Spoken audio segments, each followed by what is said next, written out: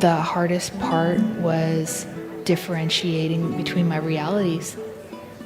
My mind is still in 1992. And then there's the whole prison experience. And then I'm free. And so the three different realities clashed constantly. I would see a woman walking with her kid, and I would just start crying because it felt like I was looking at myself. And I had to mourn the life that I lost. And I would just break down. You know, all the years lost, and I look in the mirror and I'm like, I'm old now. I'm not that old. Soon as they find out that I've been in prison, because I always like to tell them. Don't. Let that be later, man. Don't. I tried that I met a woman on a dating site. So she's like, well, let's just go have a cup of coffee. And so I texted her back and I said, well, it's just not that easy. And she says, well, what's your problem? What are you hiding? What do you mean it's not that easy? Well, I have to get prior approval. Governor's got to sign off on it. You know, the whole 9 yards. The governor. He was exaggerating. I guess so. But he does live in a transitional house, and he can't just come and go as he pleases. I just can't walk out of the house and go have a cup of coffee with a date. She said I was hiding that I'm a convict or ex-convict. And she called me a liar, a manipulator, a con. She said because I wasn't up front. So what kind of romance is waiting for you out there? Oh, my girlfriend. So I'm really excited to see her. When she picks me up, I'm just gonna like curl up in a ball in the back seat. You know, like how you do with dogs when you take them like on long trips, you put a blanket over them so they think it's nighttime, and I'll just like go to sleep, and then I'll wake up and I'll be free. She can just like let me out of the back, and I'll like run around until I tire myself out.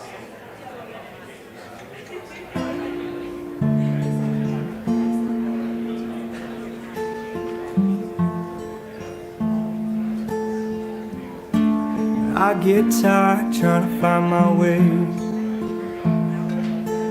On this lockdown, I'm a prisoner of my mind, with myself so far away. The years drag on so slow that it hurts. I'm sort of sensitized, victim of these lies that the system really works. It's sad that the truth behind these words is something they The girls would bring their homework. Welcome, everybody.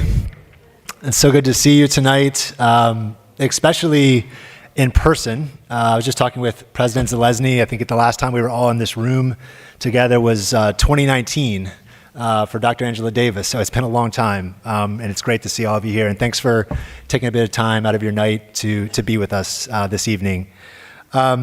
I'll have a bit more to say in a moment, but before I get to that and the formal introductions, I wanted to welcome up to the stage Dr. President Zelensky. Thanks for being with us, Dr. Zelensky.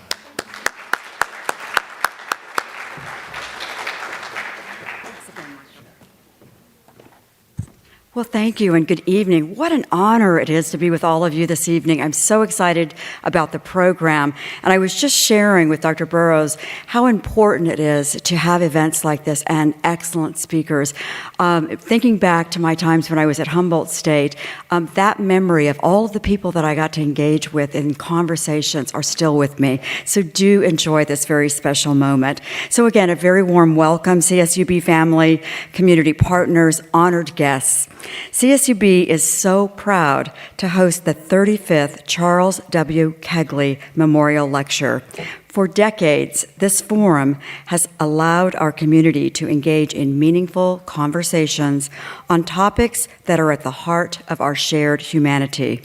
Topics like our responsibility to live an ethical life, the importance of honoring our connections to one another, the belief that education and knowledge help light the way forward, and that we can address past mistakes and seek redemption by pledging to pursue lives of meaning. Friends, the power of redemption is the reason we're here tonight. CSUB is a beacon of hope for so many in our community, thousands of students who are the first in their families to attend college know that they will be welcome here at CSUB. And among those students are people who have been incarcerated. At CSUB, we support these students as they resume their educational journey. Like all students, this population has its own unique challenges and needs, but resources at CSUB, like Project Rebound, work to dismantle barriers and help students continue their path to a life-changing degree. I would like to thank all of our staff and students who are part of Project Rebound and ask them to stand now and let us acknowledge you. And I see some in the crowd that are very special to me. Please. Thank you. Thank you. Thank you for receiving our gratitude. I also would like to thank someone very special on the faculty, Dr. Michael Burrows, and his staff at the Kegley Institute of Ethics for organizing this evening of inspiration. Tonight's discussion will be followed by the Humanities Behind Bars Symposium tomorrow. So thank Dr. Burrows for all of his hard work and leadership.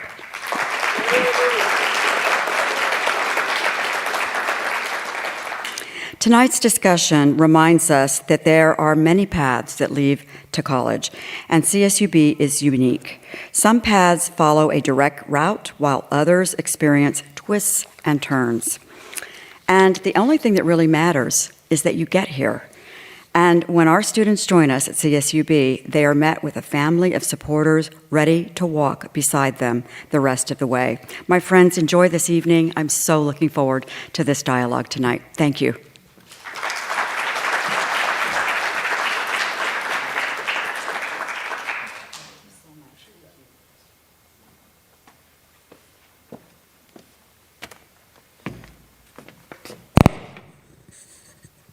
Thanks so much, Dr. Zalesny. So let me just reiterate, again, my thank you for being here for the 35th Charles W. Kegley Memorial Lecture featuring Nigel and Earlonne Woods.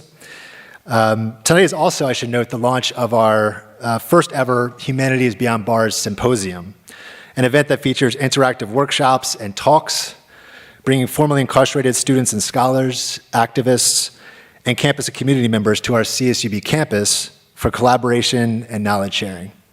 And if you were able to pick up one of our aesthetically pleasing little event programs, you can look in there and you can see the full schedule of events for tonight and of course for tomorrow.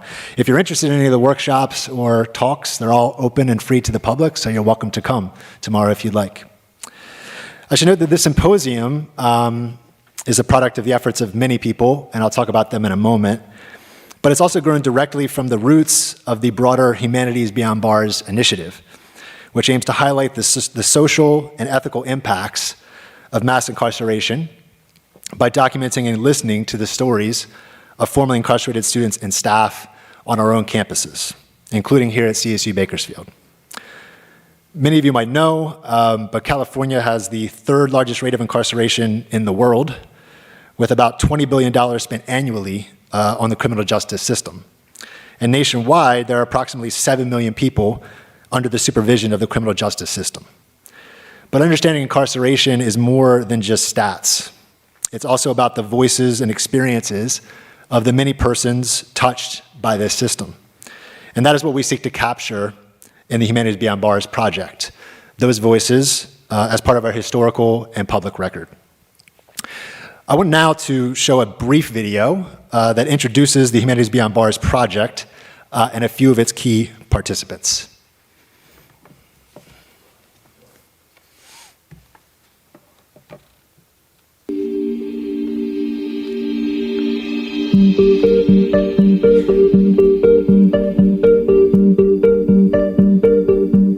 In collaboration with the Kegley Institute of Ethics, the CSUB Historical Research Center, and CSU Project Rebound Consortium, the Humanities Beyond Bars initiative was developed to create a platform for public critical awareness of the ethical and social impacts of mass incarceration, both in California, but also beyond, across our nation.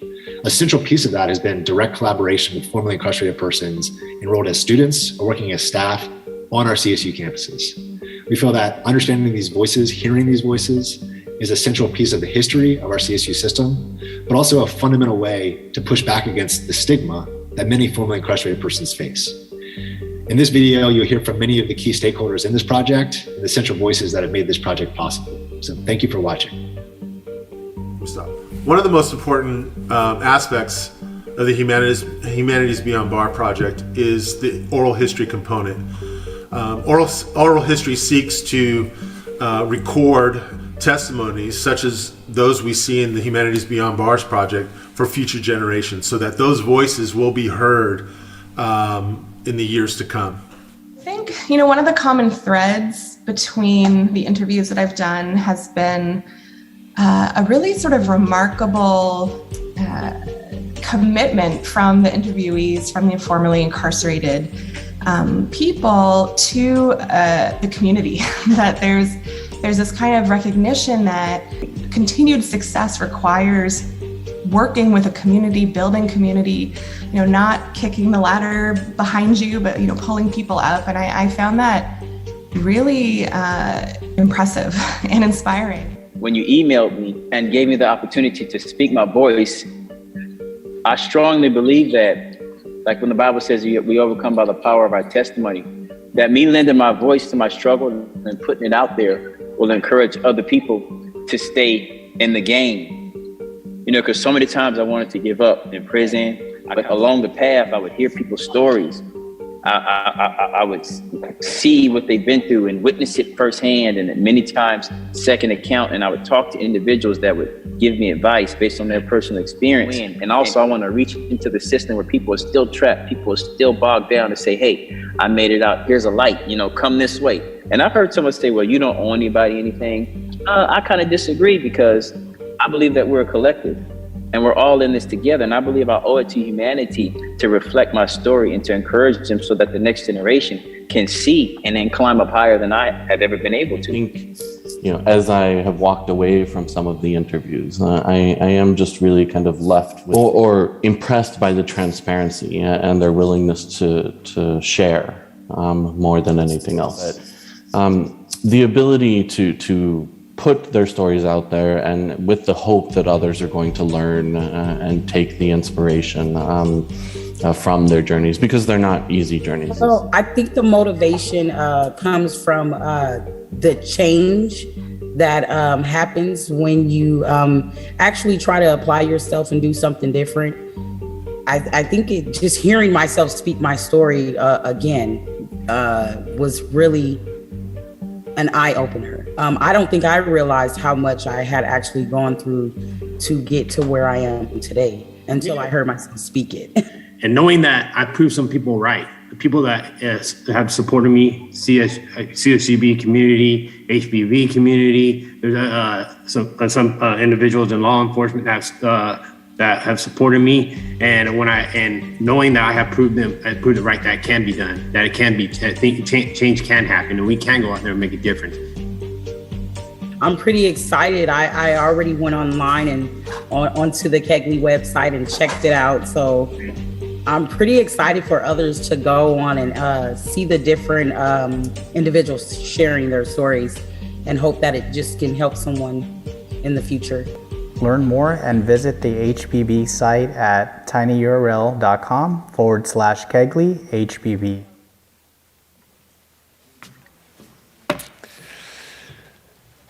So I want to say, first of all, just thank you so much to a number of people in that video, but also have made this entire project possible. So I'm going to call their names and ask them to stand. So first, Donato Cruz, who was really the architect of the video and the person who edited it and kind of led to its creation. So thank you so much, Donato, for your work.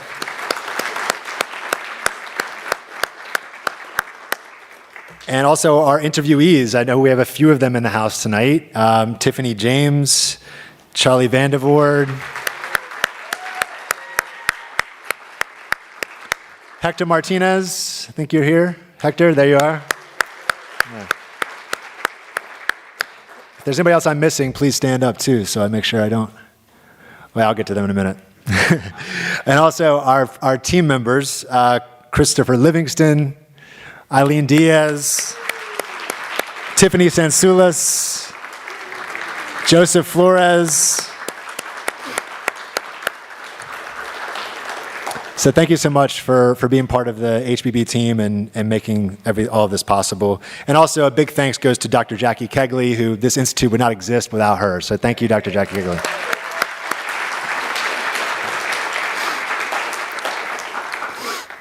So with that, I'm honored to introduce our speakers tonight and get moving towards our conversation. So first, Nigel Poor is a visual artist whose work explores the various ways people make a mark and leave behind evidence of their existence.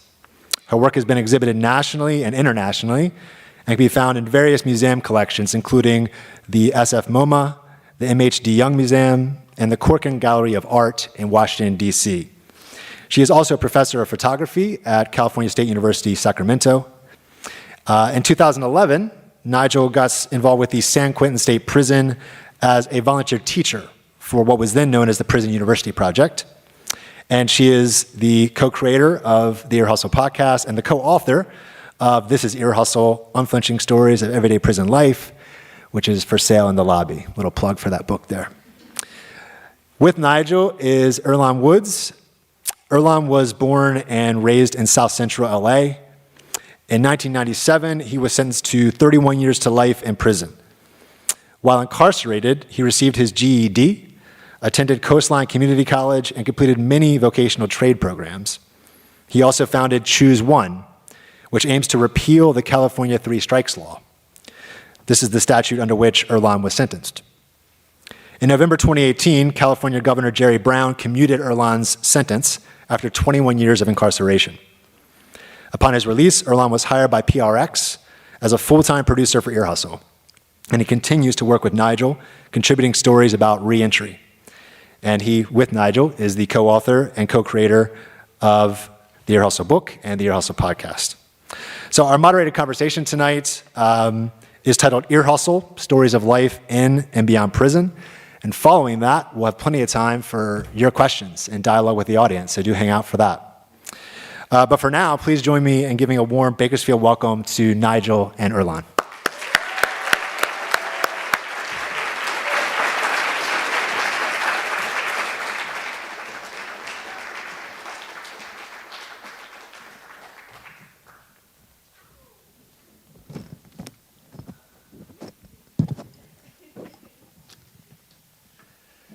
So first of all, Nigel and Earlonne, thanks so much for making the trip down and for being with us. We really appreciate it.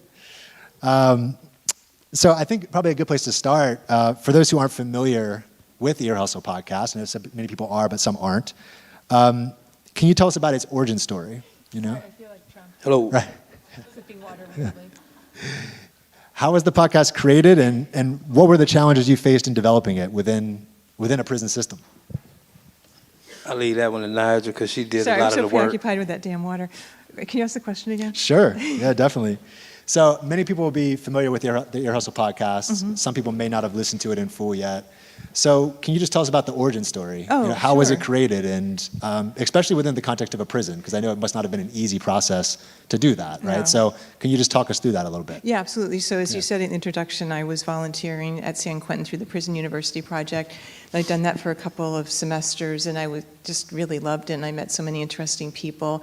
And I teach photography as a way of storytelling.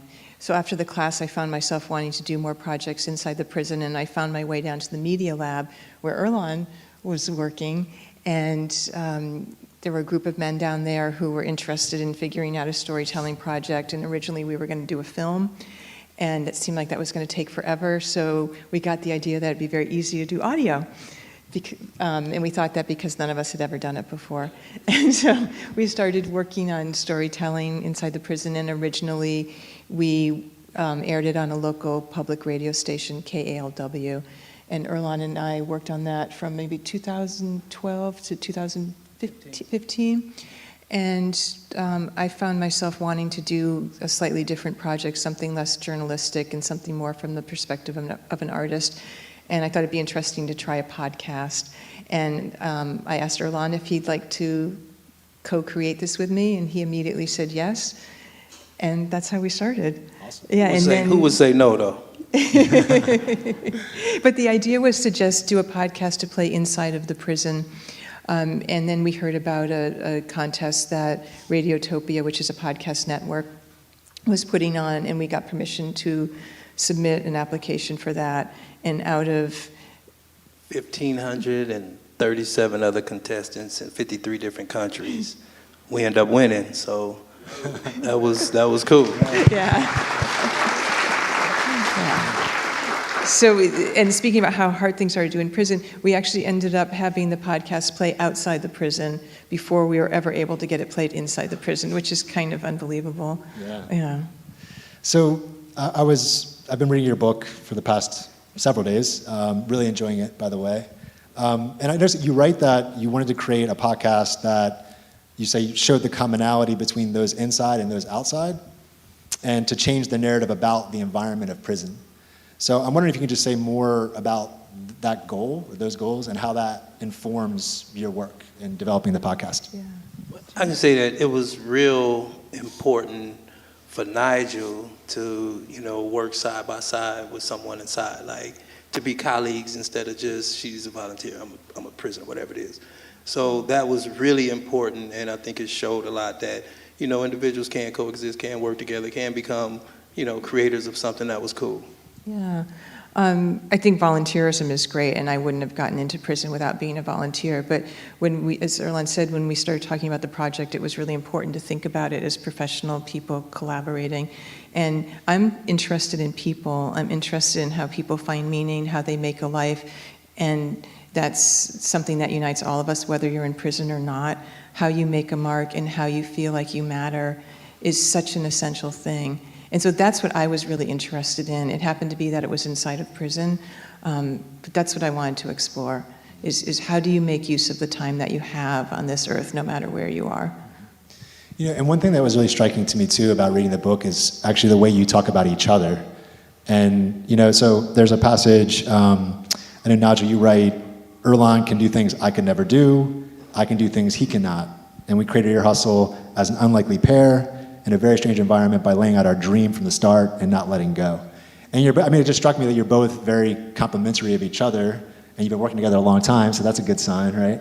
But I wonder for even students in the audience or people that are interested in doing collaborative projects, what lessons have you learned about collaborating effectively to make something that's really special? You have thousands of listeners, if not, more. So what have you learned about that might be instructive for people in the audience?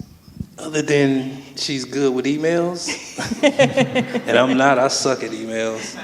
She'd be like, did you see that email? Nah, I didn't see it. Oh yeah, no, I'm the timekeeper. I forgot it came with the job.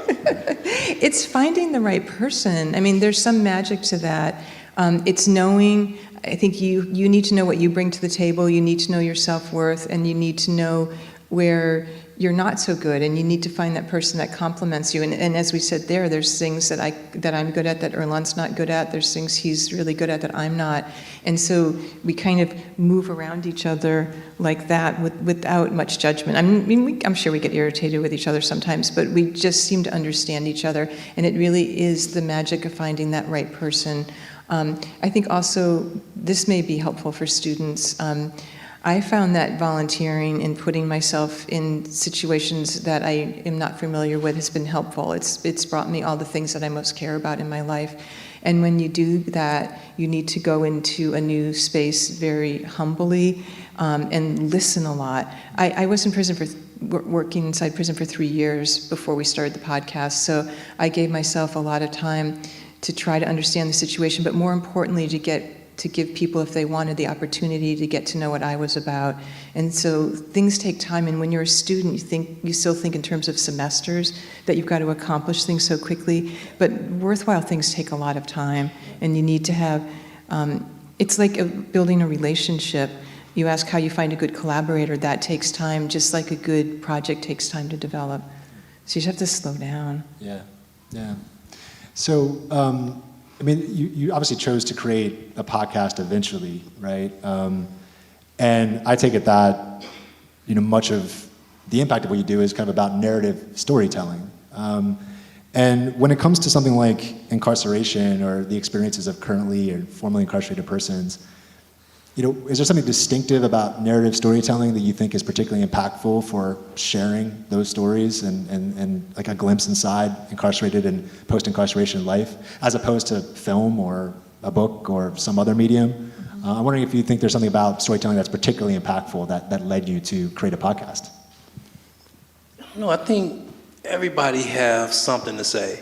Everybody have a cool story, some cool or some crazy moment in their life that's worth exploring. Storytelling is just one of those mediums where individuals can get a picture, especially with podcasts. If it's cool, you definitely can get that picture in your head of what's going on. Mm-hmm. So I think, I don't know, would it have been film? Would it have been? I don't know. Like I said, we started with the idea of film, and I am a photographer. I very much believe in the image, but there's something about hearing people's voices and the intimacy of just the voice, and hearing like the stutters and the ums and the silences, and somebody trying to bring out a story that's difficult for them. I think not having the visual distract you allows you to be so present. And I would like to think that with the people we talk to, it allows them to feel more at ease and to not feel performative, because no one's going to be obsessed with how they look. They just want to hear their voices. And one of the things about telling stories in prison that we've been really on top of from the beginning is to tell stories that take place in prison, but they're not about crime, they're not about violence, they're not about redemption. They are about people's lives in very complex and complete ways. So yeah, it's interesting that you say that, because I was thinking about, I've been listening to the podcast for a long time, and just of many episodes that I've been a real fan of. I mean, there was one not too long ago, I think, about families. There's actually, I think, fathers meeting their sons and daughters, and you're talking about the different dynamics of family relationships. And that was really impactful for me, right? Because it's something, when you think about incarceration or prison, that maybe doesn't immediately come to mind, right? Those kinds of encounters. So I'm wondering, are there stories, I know this might be a hard question to answer, but are there stories from the history of the pod that are particularly striking for you or impactful, that make you think, like, this is why we do this, like this shows a different image than people would normally consider when it comes to incarceration? Sure. Damn, we 71 in, let me think. Yeah. I would definitely, well, it's a few, but I know Bittersweet is one of my favorite ones, because it's about my nephew that was killed by law enforcement, and I always wanted to do something with him, or something, and I had the opportunity to put my brother, who was my cellmate at the time, him and his child's mom in the story. So I was able to hear, even though we were cellies, we never really elaborated on my nephew, that was his son. So it was cool to hear them express their thoughts in that podcast. So that was probably one of the most profound ones. There's so many. One that I go back to a lot is called Home is Just a Memory for Me. And it's about Leslie Van Houten, who is known as one of the Manson girls. And she's been in prison for 50 plus years.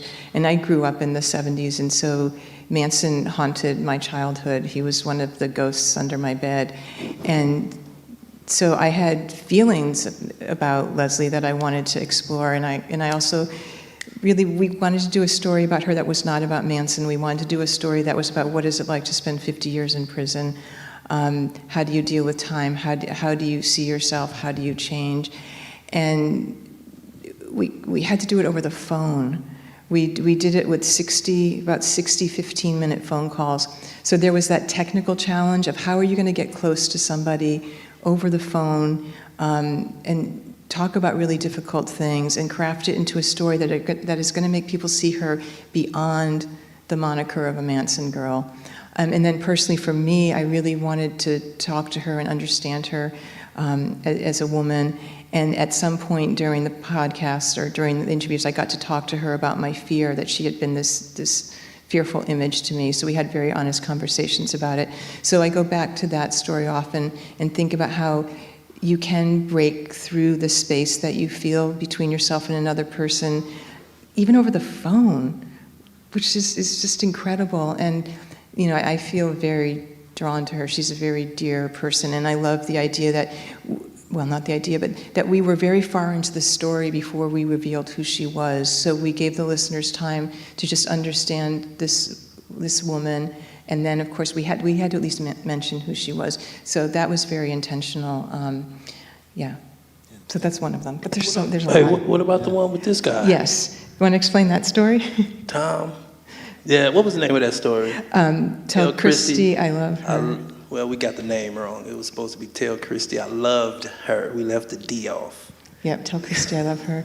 But that was the one with Jason and this retired former police officer who was shot in the neck by this individual, and he came, to the prison and had real restorative justice dialogues with them, and we were able to get them on tape, which it was a cool episode. So Yeah. that was one of those restorative justice type episodes. So that was a cool one. Yeah, and to be able to talk to all the people that were involved in that, so Tom, his wife, and Jason, and hear their stories, and then also hear Tom and Christy talk so openly and emotionally about what it was like for them to go through this was a real honor. And I think one of the great things about storytelling is that you get to sit across from somebody and have these really personal and deeply emotional experiences. It kind of makes life worth, it makes worth life and getting up in the morning. Yeah, well said. Very well said. In another part of your book, you talk about prisons being an unknown place, and most of the public, you say, sees prisons as institutions built to keep people in and keep people out, and that's kind of it. And I know you also had a recent pod episode, I think it was fairly recent, where it's questions that people most often ask about prisons or the experience of being in prison. And I'm wondering if there are features of incarceration that you think are particularly misunderstood or most greatly misunderstood by the public in terms of being incarcerated or being involved in the criminal justice system that it would be useful for people to understand better. Is there anything that comes to mind for you in that regard based on the work that you do in your own experience? Yeah, I gotta think about that one. There's a lot of things that's misunderstood. I think when we started this podcast, I didn't really take in or really understand that people in society really didn't have a clue what was going on in prison. Individuals, they seen people in the media banging their heads on the window until it bleed, and they dudes in there is crazy, and we nah, that's mental health. Those are dudes that's in solitary confinement and they shouldn't be there. You know what I'm saying? So I think people do have different perspectives of people in jail, and I hope that we shed some kind of light and show a whole different side, that individuals, or of course not the same individuals that committed the crime. Individuals do change, individuals do evolve, and I hope people see that and take that away from what we do. Yeah. When we started the podcast, I remember one of the first talks I gave about it, there was a person in the front row who I could see was really angry, and her criticism was, why do you laugh in the podcast? You're belittling the prison experience. And I asked her, have you spent a lot of time in prison? And she said, no. And it occurred to me that one of the misconceptions people have is that everyone in prison is angry all the time, and that they aren't living complicated, full lives where there's humor and joy and love alongside the pain and deprivation and terrible things that happen. So there's this idea of minimizing people in prison in so many ways, but minimizing them down to one emotion. And that's a way of taking away a human's complexity. So I think about that people forget that there's a life happening in there, and a life lived anywhere is it's so many things. It's not just one thing. So what is it, a microcosm of the world? Yeah, Prison is yes, just, exactly. It's just small. Yeah, I mean, anything. Same shit go on. Exactly. So many of our formerly incarcerated students and staff in the HBB project talk a lot about, they talk about a lot of things, rich life experiences in the way that you're both gesturing towards. But definitely a feature that's come up in a lot of the interviews is the challenge of stigma, right, faced post-incarceration. And Earlonne, you mentioned this in the book as well, the experience of stigma as a formerly incarcerated person. And I'm wondering, how do you respond to that in your life? And do you have advice for other students and members of our community who are formerly incarcerated about how you respond to that? I think it was more stigma when I paroled in '95. When I was commuted in 2018, you know, people know where I come from, what I do, so for me, there's no major stigma. I think people are getting better with just, you know, receiving individuals that are formerly incarcerated. I think people are starting to understand that, yeah, we did take a different route than everyone else, you know, but based on our lived experience, we're able to contribute to society and you know, try to help change what we messed up back in the day. Yeah. You know what I'm saying? So for me, it's not a lot of stigma, but for other cats, you know, getting out, trying to get a job, trying to speak to their past history, you know, even though you don't check a box, you still got background checks and that come back to hunt individuals, you know, so it still goes on. People still, you know, reject individuals based on their past life. Yeah. You know, maybe it was a life 30 years ago, you know, but they still get, I guess, discriminated against. Yeah. So that's a hard one there. Yeah. Yeah. So I wanted to ask too about kind of another question about the purpose of the podcast. And, you know, I mean, we're living in an era of a lot of discussions of criminal justice reform, discussion about the role of policing, the role of prisons, you know, really broad, major questions. I'm wondering, do you see Ear Hustle as an activist project in some way, as like relating to those conversations? Or do you see it as separate from those conversations? I know me personally, you know, my activism, I don't merge them together. That's something that I do in my personal life. I think with Ear Hustle, I just hope that, you know, we were able, again, to put windows in those walls and let individuals see what's going on inside of prison. That's what I hope for that. Yeah. Yeah. I don't see myself as an activist. I see myself as a humanist, and what I care most about is that people, I've said this already, but that people feel seen and that people feel like they have a right to take up space and be considered. And that's what the podcast does. Again, it happens to be that it takes place in prison, talking to people who are currently and formerly incarcerated, but that's what gets me excited.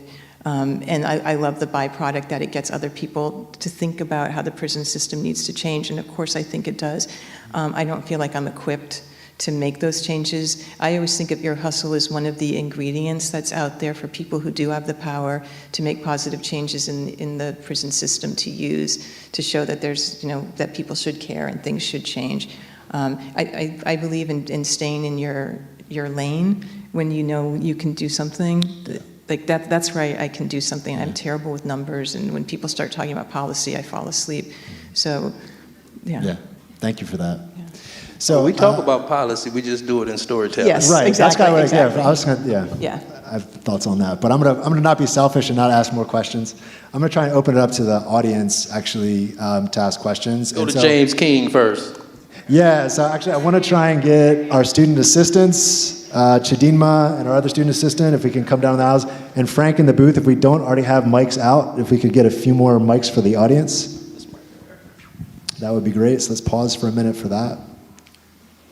Yeah, and I would like to start, while we're waiting for the microphones to come down, I would like to start with questions from James. If you have a question, you're welcome to start. But we also are Project Rebound students. I want to give first dibs there. James, do you have a question? I do. Okay, let me give you my mic. Oh, here's one right here. Got it. All right. I understand. I understand that you all have a colleague named Rasan New York Thomas, and I remember him recently telling me that once he came on board, you guys were like nominated for, I think, a Pulitzer Prize. Can you talk a little bit about the experience and how continuing to partner with Rasan and people who are currently incarcerated is helping and supporting the storytelling you all are doing? I think it's always good that we are anchored into the prison. That way we can get the real, raw and uncut, you know, stories. That's where it started at. So, you know, we definitely try to have a footprint in a lot of different prisons. Wait, is New York claiming we got that because he came on board? No, I tell New York. No. I tell New York that. That's why I pump New York up for that. You know, so that's all on me. I'm like, bro, when you came on, man, we was a Pulitzer nominee. He's not sure, but No, I pump him up to that, you know. Men are arrogant inside prison and out.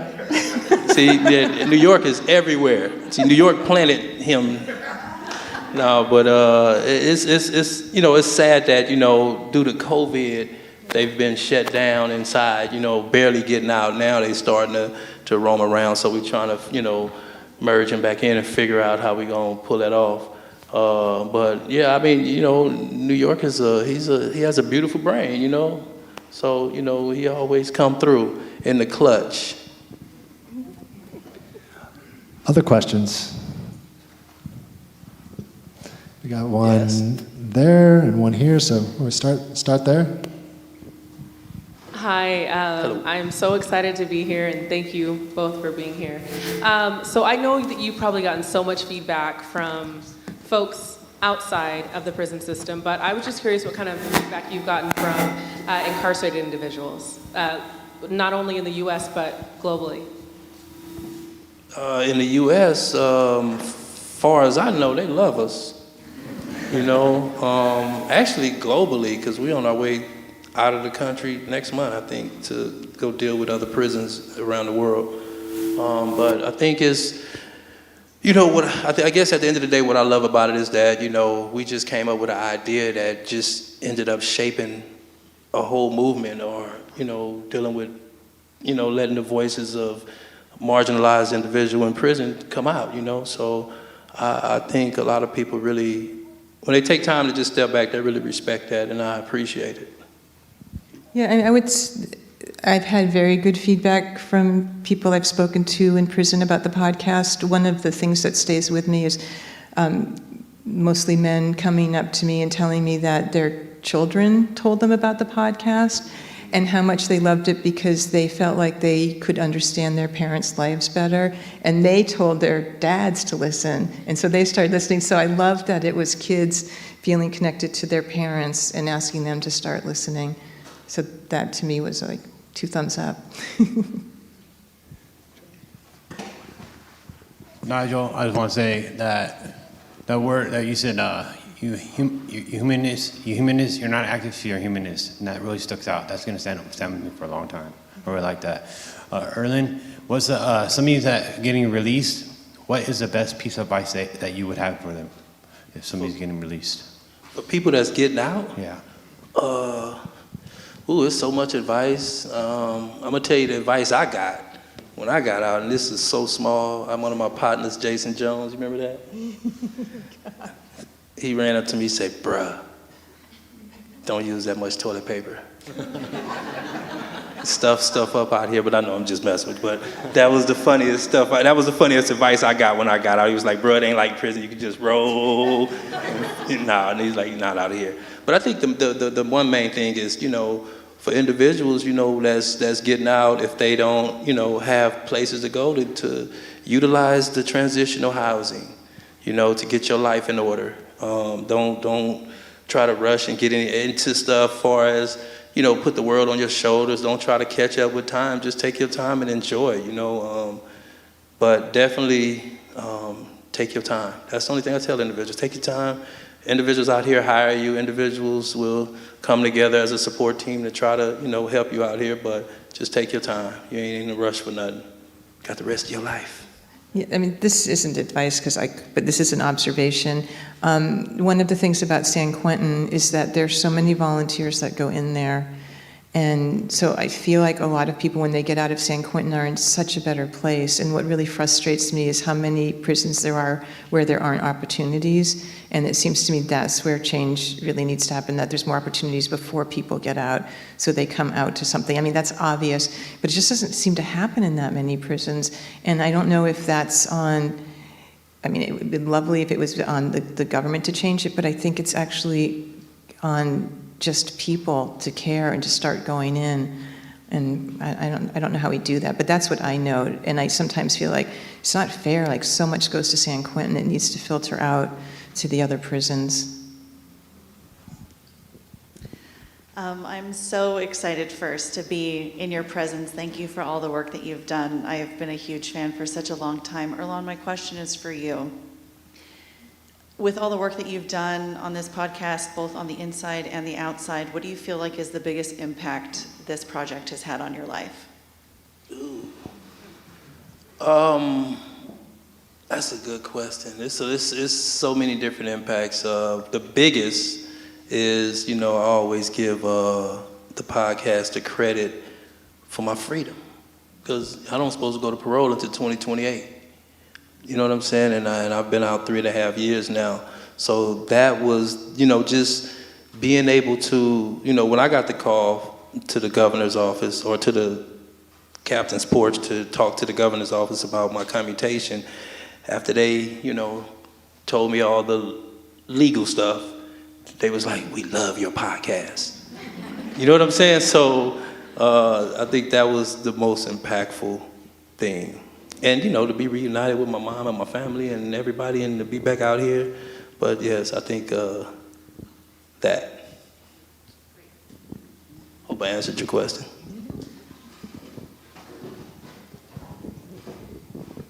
Hey, my name is Adrian Price. I was formerly incarcerated, did 11.5 years in Florida, and I wish we had a podcast like that in Florida, and I hope y'all come. So don't forget about Florida when you're going out the country, right? I was released like 2018. So with that being said, I heard you say there was a big challenge on getting the podcast in prison. And is that challenge something that has something to do with the stigma, the social stigma against felons that's, or ex-convicts or offenders that's limiting the progress?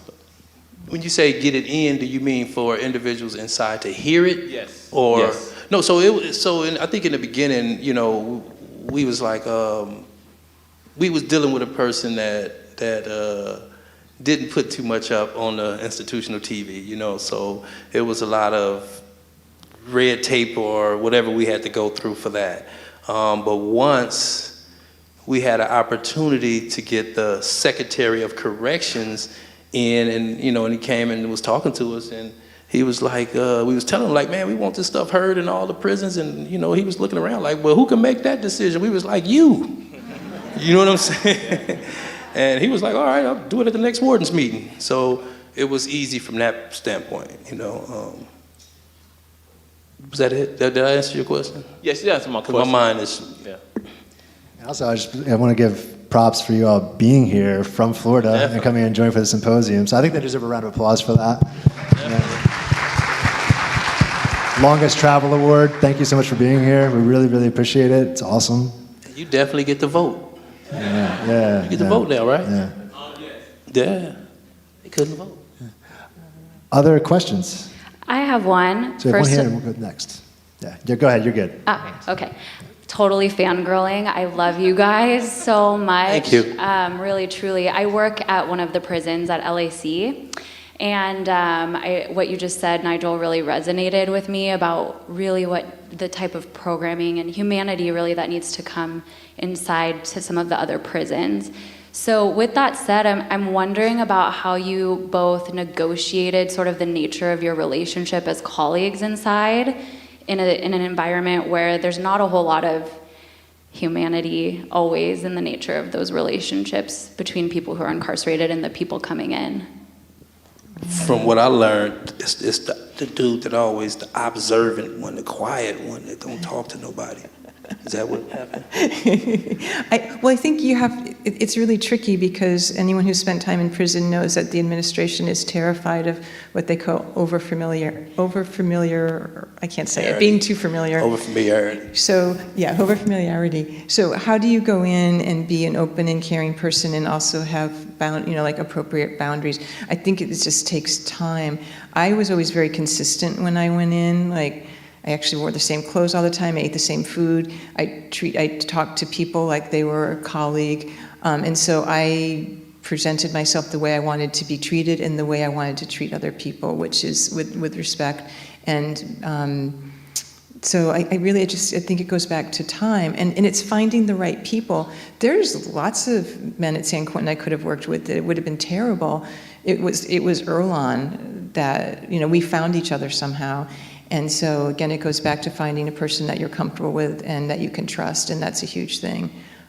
Because just like on the outside, there's people inside that aren't trustworthy, you know. So it's being observant and letting things unfold over time. And we met in 2012, and I mean, we really didn't become friends, colleagues until maybe like 13, maybe it was like 2 years. I mean, we knew each other, or maybe we knew in 2012. Yeah, so it's a slow reveal. We're both a slow reveal. It takes a while to get to know us, and I think that's nice instead of someone who's just going to tell you right away what they're all about. Yeah. Also, I realized everybody didn't know all the technical stuff when it came to the computer, so I bought the books, learned them, and then I had a valuable skill set.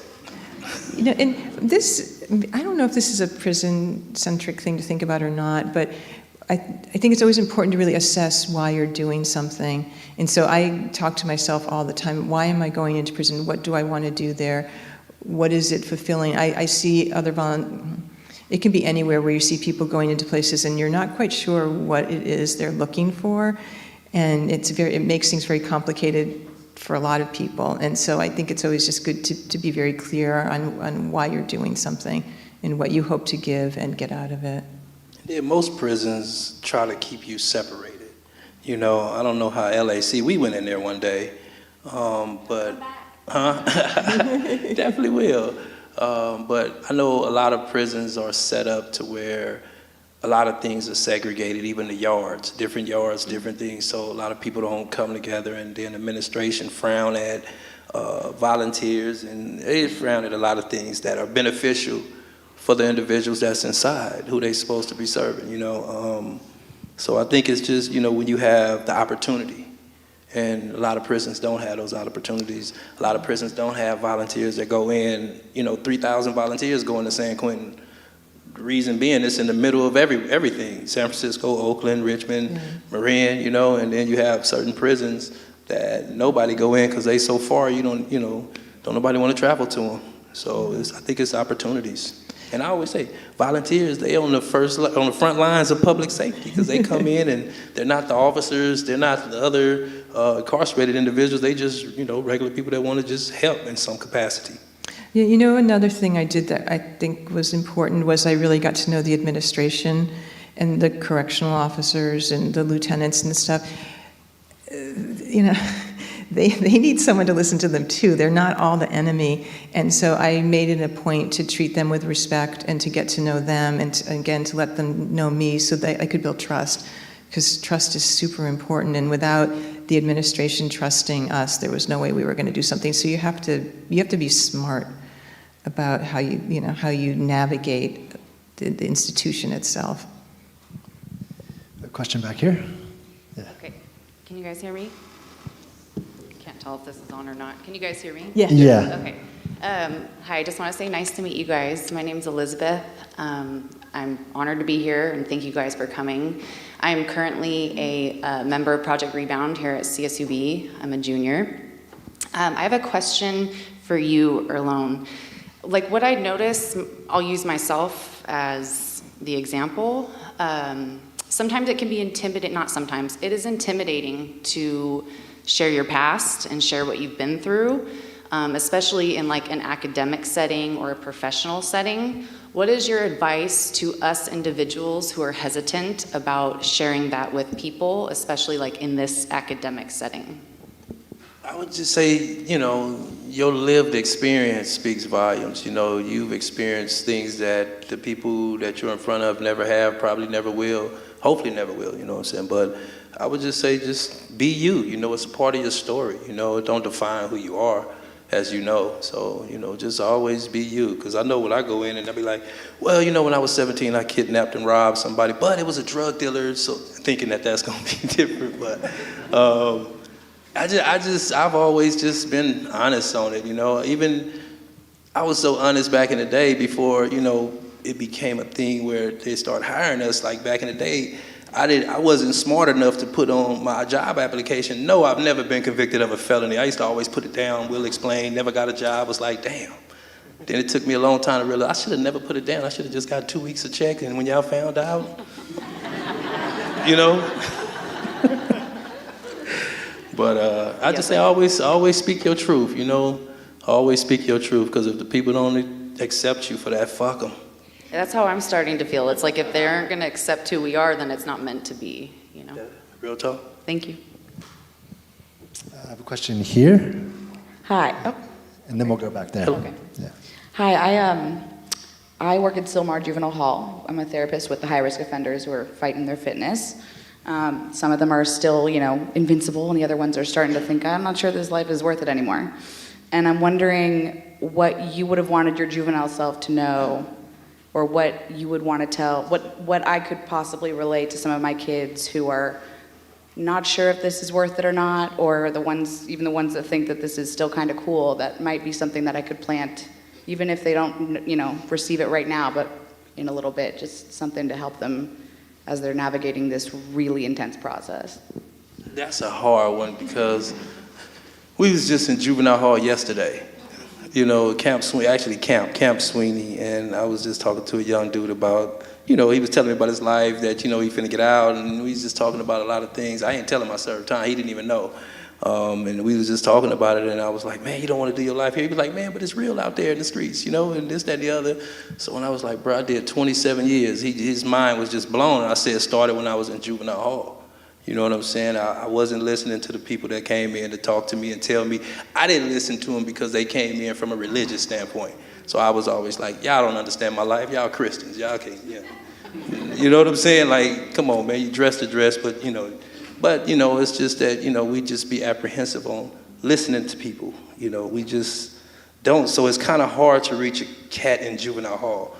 But we don't give up. You know, we continue to try to figure out how can we do this through storytelling.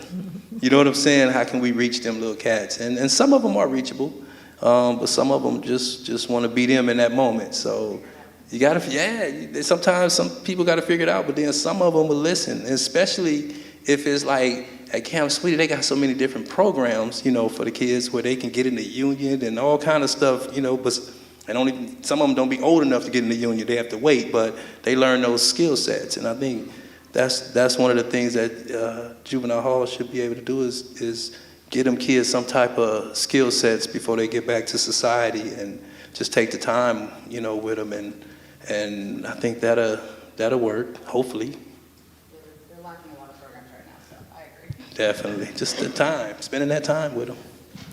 So we have a question back here. Hello, thank you. Hi, my name is Zach Keys. I'm a junior here at Cal State as well, and also a student worker for Project Rebound. So thank you guys for being here. Welcome to Bakersfield, pleasure to have you.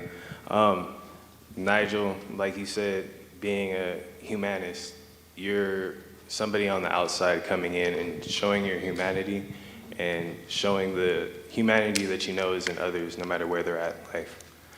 And like you said, there's difficulties coming in to a system that may not want to support that. So thank you for being able to come in. And then Earlonne, thank you for also wanting to speak to the youth, because that's something that I'm involved in as well with Outreach. It's a DJJ Youth Mentorship Program. And like you said, it's hard. It's talking to youth that are in juvenile hall and, you know, juvenile justice systems, because they're really stuck in one way, and maybe that stubbornness, you know, being young and knowing it all, it's really hard to speak to them. But like you said, the issues in prisons or in places where there's a lot of despair, it's providing that hope and reminding people that there is a hope for a better future, better outcomes, and that's where some people can be lost in the system. And so I know you being in the system, you found that, but then you also found the vision and then wanted to get your voice out there. So my question to you is, what was your turning point, or what helped you reach that vision of wanting to get your voice out and then show people another way? Oh, you said vision, not religion, right? Vision, okay. Yeah. I'm trying to remember the last part of your question. What was your turning point? Oh, my turning point. So my turning point happened the night I got arrested. You know, me and my partners was shot at 41 times. I was shot in the chest. He was killed. And me thinking about, like, my boy Furman, he, you know, was running unarmed. He was shot in the back 5 times, you know, thinking about, like, this dude got a 1-year-old at home. His wife is pregnant. You know what I'm saying? Like, and I had to call her and tell her, like, hey, he didn't make it, you know. I think that alone had me questioning my life, like, man, what was all this for if this is it, you know? And from that point, you know, like real talk, I was in the hospital and I was telling myself, you know what, this shit gotta change. You know, my life, I'm done. I was done with the game. I was done with all that. I'm talking about I walked in the county jail, the homies was like, what up, cuz? I'm like, man, so I pretty much like the light switch hit right then and there, you know, and I think it really hit maybe 14 years later when I went to San Quentin and I took one of the restorative justice programs where you sit with a survivor of crime, a victim of crime, you sit with law enforcement, you sit with different individuals and you had these profound conversations about, you know, your actions, and you start really seeing people that you probably didn't see in the past because it was all part of a hustle. So you start just seeing the person, you know. So and when you go back to juvenile hall, I always say to myself that restorative justice programs should be like in junior high schools, it should be in juvenile halls, it should be, you know, in high school, it should be in places before individuals get to that level, because I think just seeing it is different when you sit around and have those conversations with individuals. Thank you so much for saying that, because the second part to my question was kind of what support was there to help you support your own vision of getting the voice out there. And like you said, the sorry, can you repeat the name of it? I don't want to butcher it. The name of the program? Oh, restorative justice is just restorative justice, just having those conversations. It was people coming back in and then showing you the humanity of victims and you know what came from the consequences that came from our actions. So, you know, thank you again, Nigel, and thank you both for, you know, Earlonne, for going in and doing what you do and speaking out and using your voice. And I guarantee you though, for you and for him, if y'all take like what I'll tell you, I was just at Camp Sweeney with those juveniles. They got DJ equipment, they got producing equipment. No, you gotta reach them where they at. That's the shit they into. You know what I'm saying? And if you teach them that skill set there, it'll definitely change them. You just gotta reach them where they at. So that's one of the things I like about Camp Sweeney. They got all that stuff. They be in there DJ and they be doing all kinds of stuff. They learning the skill though, you know, and it can help them. So. Got a question here? Yes. Finally. My turn. Oh, excuse me. Kind of a big fan. You kind of don't look like yourself. I guess my image I had from you guys, from your voices, doesn't match your presence. That's weird. But I do have a question. What was your image though? I don't know. I imagine you differently. Maybe slender more. I'm sorry. Okay. You've mentioned both that the podcast is separate from your advocacy. But do you think the podcast serves as advocacy for people who seem to go into a moral panic the moment we try to reduce incarceration rates? And the moment we kind of take a look and say, hey, you know what, these people are actually people behind there, and we just probably shouldn't set them aside and, you know, put them aside, because around Kern County, there's a lot of small or medium-sized prisons, and a lot of people that are working in law enforcement, and sometimes these topics come up and they're like, well, I heard that you can walk into a Walmart and just walk out with a bunch of merchandise and you won't go to jail anymore. And it's almost like you want to be like, isn't there more to life than just being worried about, you know, Walmart's corporate dollar or whatever? And do you think Ear Hustle, the podcast itself, works for advocacy in the way that maybe you don't do personally, for like less prison, more understanding, especially because from San Quentin, it sounds like it has a lot of good resources. Well, it's a trip, because I've noticed that lately the narrative in the news is saying that crime is on the rise, and then they show you people running in these fancy stores coming out with fancy stuff. Right. You know, and I don't want to say it's victimless type crimes, but that's technically the narrative, that and people breaking in cars. See, I was saying that Nigel got to back me up because my mind is gone. Here, let me take it from here. What was the rest of the question? The rest of the question was, does our podcast work as advocacy? So, thank you. Yeah. So I would say this, even when I was in prison, and, you know, when I get out, you know, I run into lawyers, prosecutors, mainly lawyers, politicians, but mainly lawyers. They always tell me, they be like, bruh, your show make what I do easy.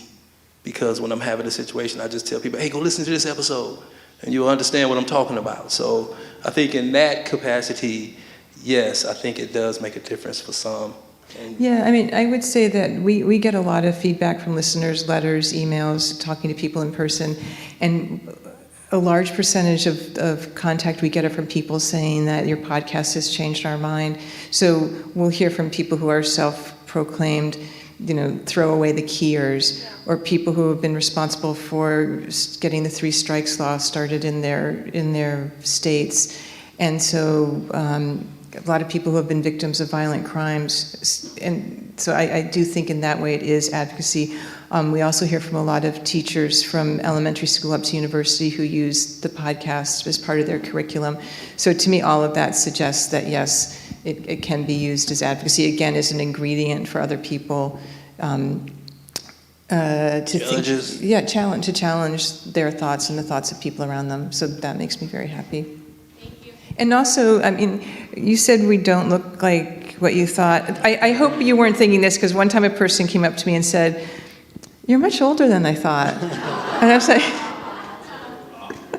some things you should keep to yourself. But but that same person, I remember who said that. He was a commissioner of a prison system in Indiana. That same person was like, he said, man, if any of his prisoners would ever came with some type of paperwork across his desk about starting a podcast, he would have just bought it up and threw it in the trash.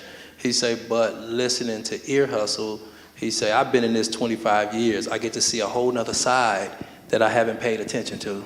So he was like, I would probably definitely consider it. So that was that's true. That was a change. I should remember that part, yeah. She was stuck at you look older than... So we have a few hands over here. Shadim, I don't know who's first, but yeah, okay, great. Awesome, thank you. Give some love to this side of the room. Hello, my name is Michelle Avila. Thank you for being here. I'm here in support of Charlie. He's one of the oral history participants. But my question is, what would you say, and this is for both of you, to maybe the pessimist, the person who doesn't think that someone who's been in prison can change? What I can say to him is that most of the people that I was in prison with that are out, people like, James King, a lot of individuals are doing great out here when it comes to, doing the work or being committed to the community or rebuilding the community. I believe that people that are getting out, like we're not the exception.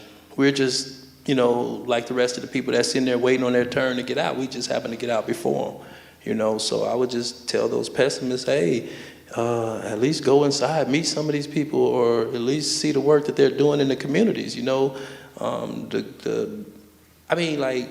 I have district attorneys, I have probation people, I have law enforcement. They all reach out like, hey man, come talk to our people, or come talk to, people that just change them, or whatever the case may be, just to have the dialogues. So I think there's definitely, for the pessimists, there's definitely a worth for us, because we are changed individuals. Yeah, we started out wrong, whether it was the environment, whether it was just choices, whether it was drugs, whatever it was. We went down a road and we were ignorant at a time, but a lot of us then changed our ways, changed our life, and we're moving forward. So when they tell you that, say, look at Earlonne. Indeed. I think that's a really good question. I don't like to tell people what to think, because I really hate when people tell me what to think. So when I engage with somebody like that, I listen to what they have to say. If we can have a conversation, I ask them what their fears are, and then I would say, try listening to Ear Hustle, and then let them come to their own decision, because I think it's really hard. It's hard to tell people what to think, and even when you feel really passionately about it, it just, walls go up. So I try to have a conversation, and if it seems like it's possible that we can talk, listen, and then try to politely suggest something. But some people you just can't, unfortunately. they're not ready to hear something. I think there was another question on this side of the room too. Hi, my name's Eileen. I transcribed for the HBB. Get to script. Yeah, thanks for that. You mentioned that you got some backlash from someone regarding like your, how you laughed in some of your podcasts. I'm interested to hear if there was any other backlash either or both of you have faced and how you've dealt with that. It was a trip. When Nigel used to come, when we first started, first started the podcast, and it became popular like real quick. And we were waiting for all the negative comments. We knew it was coming. We was waiting, but they never came. They just... It's pretty rare. Yeah, it's like every now and again you might get something, but far as just people were just appreciative. Because she used to always bring them in, and I used to go through them, just read them, and just to see what people were saying. And not that many people were mad. People might get upset about like some part of a podcast, an area that they may be particularly drawn to, but we surprisingly get very little blowback. And I was prepared for a lot of disdain coming at us, but it didn't happen. I'm not sure why. Except that maybe there's more people out there that care about this issue than we might think. I'd like to believe that there's actually more people that care.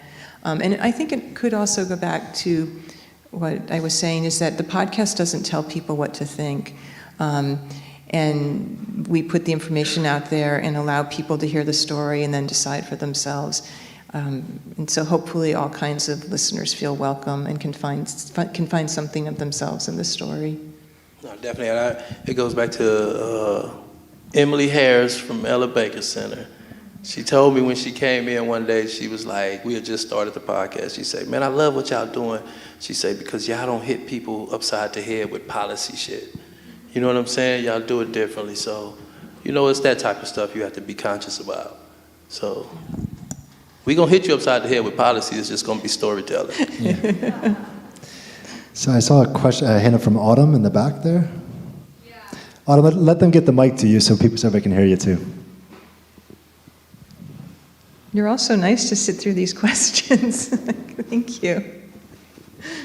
Thank you, and thanks for the mic. Yeah, I have a lot of problem projecting. My name's Autumn. I actually had Dr. Burrows for an ethics class here at CCB, and it was great, and I really appreciate you hosting this forum, Dr. Burrows, and also you two for being here, because I've actually never had insight from, anybody who was in jail, besides my friend now who's been released and on rehab, and so it's a good process, and I'm really happy that they're going through it. So, okay, sorry. So my question was, I know you mentioned that like the volunteer population at San Quentin had been the most helpful thing. What were some of the opportunities that were had that could be replicated at different, prisons? I think what could be replicated is just, giving any opportunities, because individuals will take them. Sometimes it's the environment that individuals are in. You be in these prisons somewhere they don't have nothing to do, no programs, no nothing. They just be in the middle of somewhere. But I would just say, try to add in different trades, different programs, different self-help type programs, and that's a start, but even like podcasts like this, a lot of prisons that are starting them now, which is cool, that's other individuals get to get their voices out. So that's definitely a plus. Yeah, I can't speak to what helped people inside, but I can speak to what I observed. And one of the things I feel most strongly about are educational programs, particularly college programs, for a couple of reasons. One, education changes people. When you learn that your mind is capable of grasping difficult concepts, of engaging in deep conversation, of understanding, you light from inside. I taught a lot in San Quentin. The other part that I love about it is that I bring that back to my classroom at Sac State, and I talk a lot about the work I do in prison, and that excites my students to get involved. And so it's it's helping the next generation realize that there's issues that they can get excited about and turn to and put their passions and intellect. So I think it's about the ripple effect of education. So I think we have time for maybe one more question. We have a hand here, and then there's a hand there. So let's do 2 more questions. Let's do that there, and then let's do it back there. So, right here, Shadima. We'll get to you, Mr. Just Do. Just do it. Hi, thank you both so much for being here in our community tonight. Sort of just echoing what's already been said, I got really emotional as you were talking about just pouring into our youth. It's often difficult for me to think back on the youth that I used to serve at juvenile hall and the moment that I had to say goodbye to them when I pivoted in my career. So thank you for continuing that advocacy. I mean, those are just kiddos that need to be seen. And so my question then is to students who may be looking for avenues to share their story, could you maybe offer some advice for them about self-care? I work in the trauma space, so I feel like it's my duty to kind of ask that question. How do you continuously, share this part of yourself with the world while also, taking care of yourself? Ooh, that's a damn good question. I think I'm the type of person where I don't allow a lot of things to get to my core, so I don't really trip out on anything, When I'm fed up with stuff, I just get on the road and go from Oakland to LA on the highway at 160. No, I'm just joking. I'm not joking, but I just clear my mind, I just go do me, because self-care you definitely need that time to treat yourself. You definitely need that time away from everything to decompress. But I learned long ago, don't allow stuff to just get to your core. Yeah, I mean, I don't think everyone has that capability to not let things get to their core. There's a lot of people who are very sensitive. And I would say to people that don't think about sharing your story with the world, think about first sharing your story with yourself and understanding yourself, and then finding some people who will listen. And I really believe in creative outlets. I teach photography, and I try to teach my students about how to use photography as a tool for self-reflection and for just building your own vocabulary. But your own vocabulary, not feeling like it has to fit with somebody else's, and that can be emotional or intellectual or spiritual vocabulary. But learn to understand your own story first, and then slowly put it out. This idea of going out into the world, I think, could be really intimidating to people. Yeah, but it makes me sad. It breaks my heart. A lot of times realizing how difficult it is for people to even connect to their own story and find the words, Question here. My name is Dante Davis, and I don't have a question, I just want to say thank you, Earlonne. I mean, coming from your background and knowing what you've been through, seeing you up there and all around the world, man, I personally want to say thank you. One of my homies, since he was a pup. Good to see you, man. I'm very proud of him, definitely, because he's definitely from where we come from. He took a hell of a turn, so definitely proud of you, bro. Real talk. I told him I hit him up like, bro, I'm in Bakersfield. He was like, bro, I'm coming. I think that's a great note to close our conversation on. I wanted to, first of all, just say I think we should go to our book signing, first of all. I just want to note that we have Russo's Books, local bookstore. Great to support our local bookstores. Tony from Russo's Books is here to sell some of our Ear Hustle books. You can also get it signed by Nigel and Earlonne, maybe even get a selfie with them if they're super generous, and just hang out for that. And most importantly, too, I just want to say thank you so much, Nigel and Earlonne, for spending time with us tonight. And thank you all of you for taking time to be with us. No, big thanks to you all for coming. It's wonderful. I appreciate it. Yeah. Appreciate y'all. Thank you. And thank you for hosting us. Of course, my pleasure. Thank you.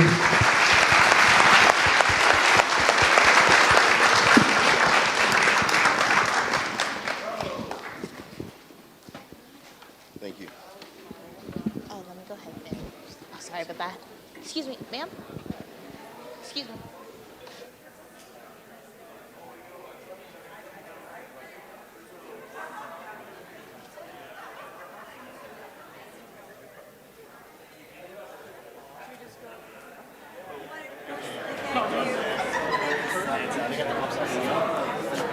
So I think, I'll keep an eye on it. Like, let me know if you're tired. Okay.